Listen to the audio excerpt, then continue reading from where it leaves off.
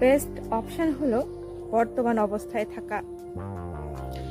নেতিবাচক চিন্তা অতীত বা ভবিষ্যতের উদ্বেগ থেকে আসে। বর্তমান সময়ে মনকে স্থির রাখার চেষ্টা করুন। ক্ষেত্রে নিঃশ্বাসের ব্যায়াম বা মেডিটেশন অনেক ভালো কাজ করে থাকে। ইতিবাচক পরিবেশ, আপনি বা আপনার চারপাশের মানুষ ও আপনি যে ধরনের কন্টেন্ট দেখেন, যেমন বই, মুভি, সোশ্যাল মিডিয়ায়, তা আপনার চিন্তাকে প্রভাবিত করে। নেতিবাচক পরিবেশ থেকে দূরে থাকুন, তবে এই সবুজের সান্নিধ্য নিতেই পারেন। সচেতনতা বৃদ্ধি, মনের আগাছা পরিষ্কার করার প্রথম ধাপ হলো সেগুলিকে শনাক্ত করা।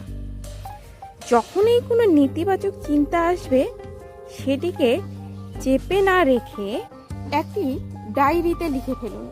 ডায়েরিতে লিখলে মনের ভার অনেকটাই কমে আসবে এবং সেই চিন্তার একটি স্বচ্ছতাও আপনি পেয়ে যাবেন।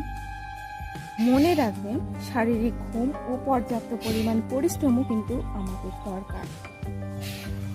শরীর সুস্থ থাকলে মনও কিন্তু সুস্থ থাকে। নেতিবাচক চিন্তা ভাবনা থেকে দূরে থাকে, ইতিবাচক চিন্তা করতে সক্ষম হয়। তাই প্রত্যেক দিন নিয়মিত ব্যায়াম ও পর্যাপ্ত ঘুম কিন্তু আমাদের অত্যন্ত জরুরি। বর্তমান সময়ে একাকিত্ব কিন্তু একটি বড় সমস্যা।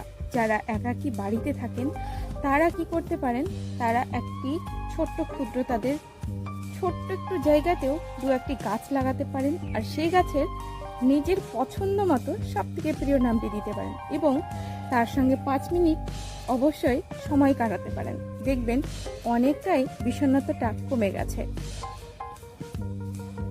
আপনার জীবনের কোন সমস্যাটা নিয়ে আমি পরের ভিডিওতে আপনাকে সাহায্য করতে পারি, অবশ্যই কমেন্ট করবেন।